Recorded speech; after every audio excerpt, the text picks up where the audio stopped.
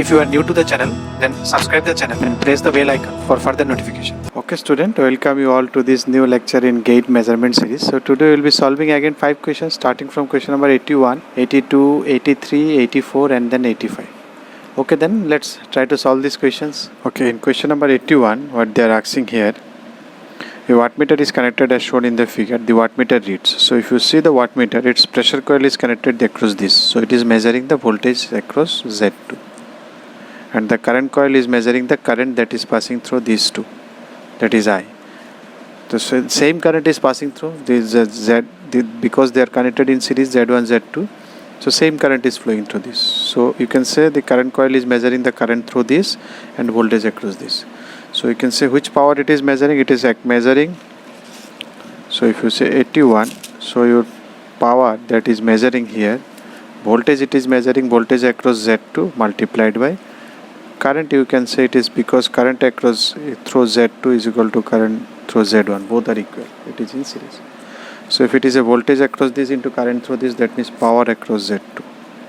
So it is measuring power across Z2. So it is total power consumed by that Z2. That is option D. Now if you come to 82, this circuit in the figure is used to measure the power consumed by the load. The current coil and the voltage coil of the wattmeter have 0.02 and 100 ohm resistance. These are given. The measured power compared to the total power will be, what will be the measured power and the total power compared to load power. So what is load power here? Actual power, that is voltage is 200, load is consuming 200 into 2, 200 volt, 20 ampere. So load power is 200 and it is unity power factor, so power factor is 1. So 20 into that is 1. So it is measuring 4000. Actually is 4000. Okay. So what does it measuring? It is measuring, you see the voltmeter, current it is measuring 20 ampere, okay, the current coil, this is your current coil, it is measuring 20, but this voltage coil V, it is not measuring the actual voltage, it is measuring 200 plus this drop, because if you see it is measuring this voltage between these two, so voltage between these two is not 200, it is 200 plus this drop. So the voltmeter, that is the voltage coil, is measuring wrong voltage, it is not measuring the current voltage, so the error will come at the voltage measurement.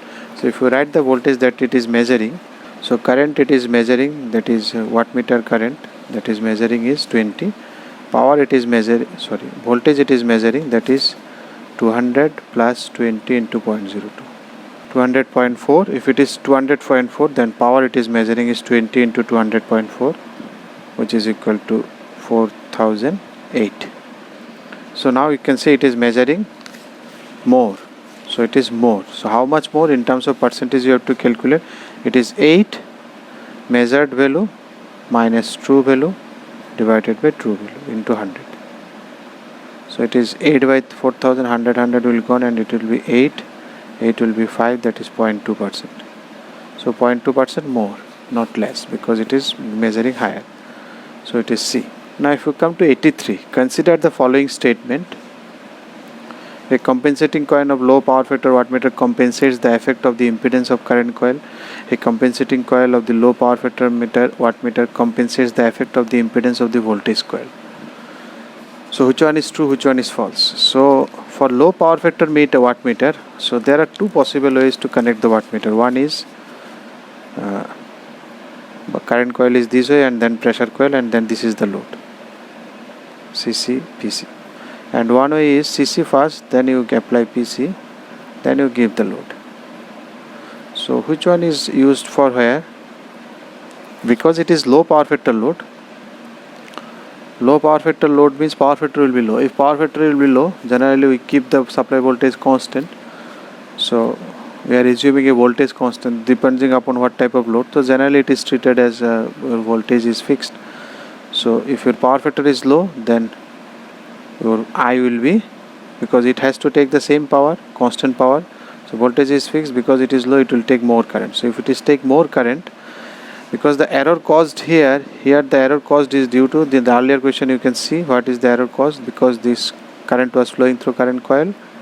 So that was the, you can think it on this way, I square R also. So it was IW square at 20 square 0.2 is also 8. So that much error was coming here. So if you increase your I, so this drop will increase and the error will also increase. So in case of low power factor, because it is current is such a high value, so it is preferable to go by this connection, low power factor meter, because here error is due to only V, this voltage, because here current it is sensing wrong current, because this plus this current.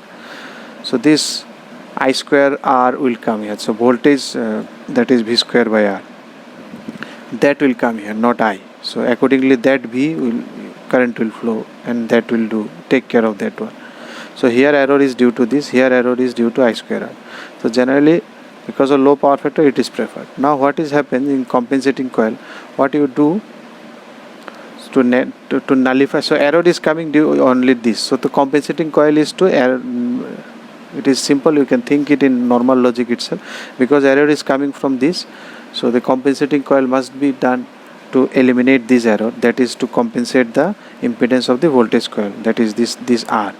So what it is generally done, a compensating coil is connected which is in such a way that it will, suppose it is, this current is I plus I, this is pressure coil, suppose IP, this is your load current I, and this is the extra current IP flowing. So error comes due to this IP. Here the error comes due to this extra voltage VI, voltage in the current coil, or VC you can see. So here it is due to IP. So the compensating coil is connected in such a way that it is connected in series with the pressure coil. The connection will be, it is in series, that means IP will be flowing, but it will be flowing in reverse direction. It will be given connection in such a way that it is connected in series with this pressure coil, and it is connected in such a way that IP flows in this direction, and its shape and everything, resistance and everything, the coil number, turns, everything will make it similar to your CC coil. Whatever your CC coil characteristics, everything will be same, but it will be connected in series with the pressure coil in opposite direction, so that reverse IP flows. So whatever magnetic field created by this, the reverse magnetic field will be created by minus IP. So IP good will get cancelled, only I it will measure. So the error that was coming due to this in this current measurement, it will be nullified. So the effect of this R will be gone. So that's why that is the concept here. So that means you can see the compensating coil low power factor wattmeter compensates the effect of the impedance of the voltage coil circuits. That is 1 is false, 2 is true. That is your option B. Now if you come in 84, for the circuit shown in figure, the voltage current expression is this one, the average power measured by. So what will be the power measured? I think we have also studied this one in basic circuit theory.